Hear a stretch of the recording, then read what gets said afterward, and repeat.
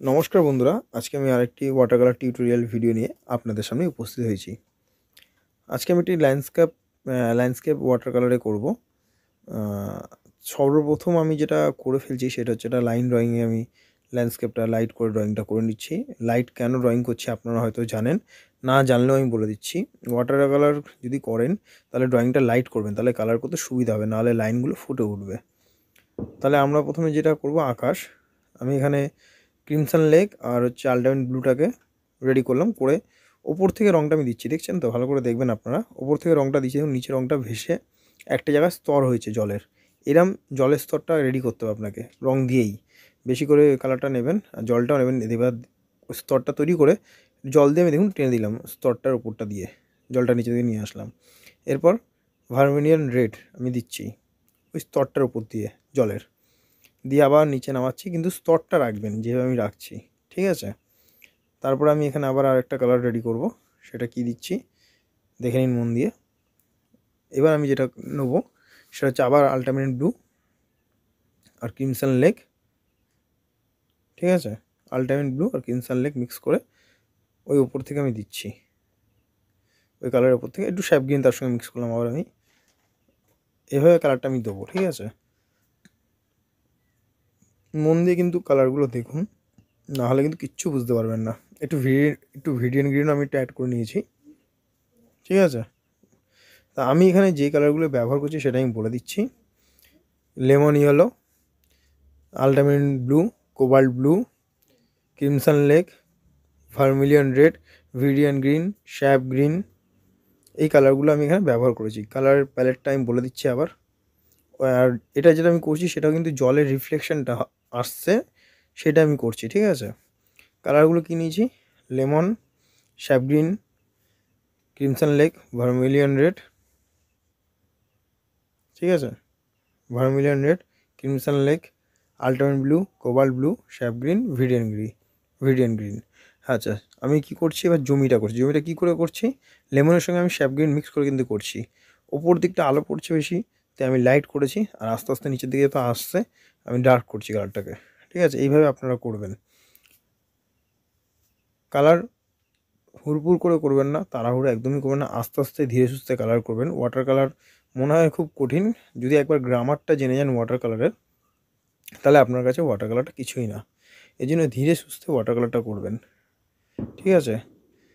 আর সবসময় মাথায় রাখবেন কতটা জল আপনার লাগছে অতটাই নেবেন। বেশি জল নিলে কিন্তু ওয়াটার কালার ভাববেন না সবসময় বেশি জল নিলে ভালো হয়। কাজ হিসাবে আপনাকে জলটা ব্যবহার করতে হবে কাজের ক্ষেত্রে, ঠিক আছে? যেমন এখানে আমি মানে পেপারটা ভিজিয়ে করে নিই, কালার দিয়ে করেছি। তো আমার প্রথমে দরকার ছিল একটু জলটা বেশি, কেন আমি লেয়ারটা করব, তার সঙ্গে আরেকটা রঙ মেশাবো, ওর জন্য আমি জলটা প্রথমে একটু বেশি দিয়ে দিয়েছি। তারপরে যখন আমি নিচের জমিটা এখন করেছি, নিশ্চয়ই দেখেছেন যে আমি ওখানটা কী করলাম, বেশি না অল্প জল নিলাম, সেখানে দুটো রঙকে মিক্স করে আবার স্তরটা হালকা রেখে আরেকটা কালার আস্তে আস্তে নামিয়ে আমি ডার্ক করলাম। তো এটা আপনারা দেখতে দেখতে শিখে যাবেন। একটা কথা আপনাদের মাথায় রেখে এই ওয়াটার কালার সবসময় করতে হবে, যে ওয়াটার কালার করতে গেলে আপনাদের প্রচুর ওয়াটার কালারটা প্র্যাকটিস করতে হবে। এটাই কিন্তু সত্যি, এটা আপনাদের মানতে হবে।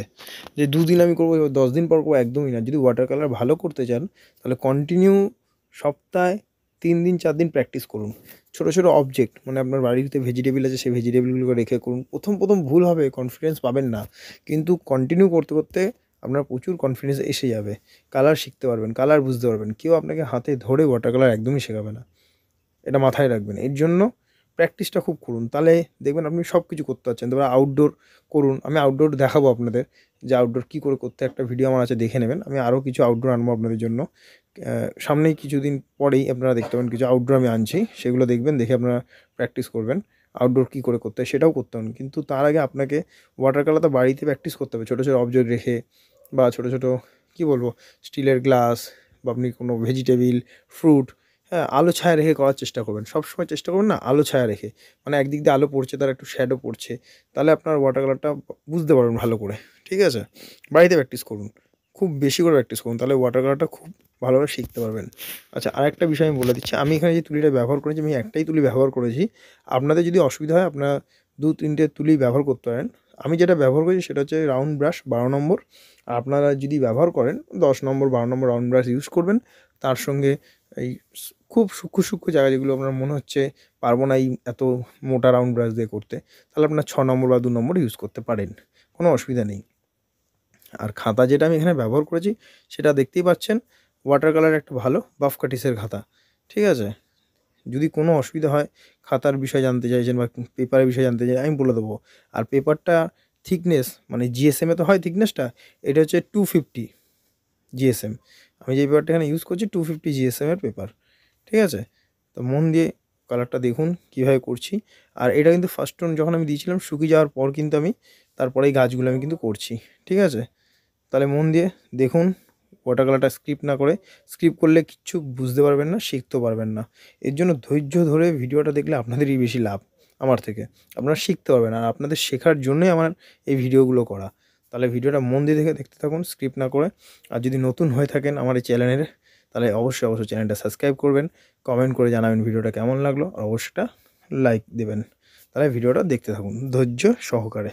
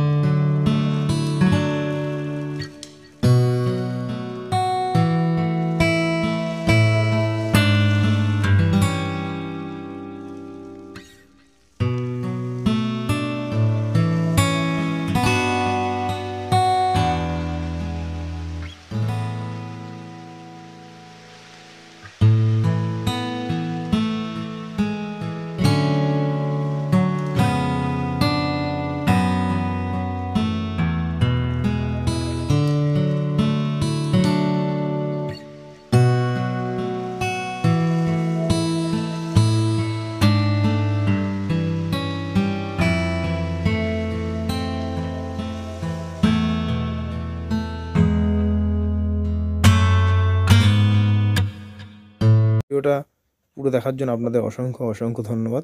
ভিডিওটা যদি আপনাদের ভালো লেগে থাকে তাহলে অবশ্যই কমেন্ট করে জানাবেন, একটা লাইক দেবেন, আর চ্যানেলটা প্লিজ সাবস্ক্রাইব করবেন। অসংখ্য ধন্যবাদ ভিডিওটা পুরো দেখার জন্য আপনাদের।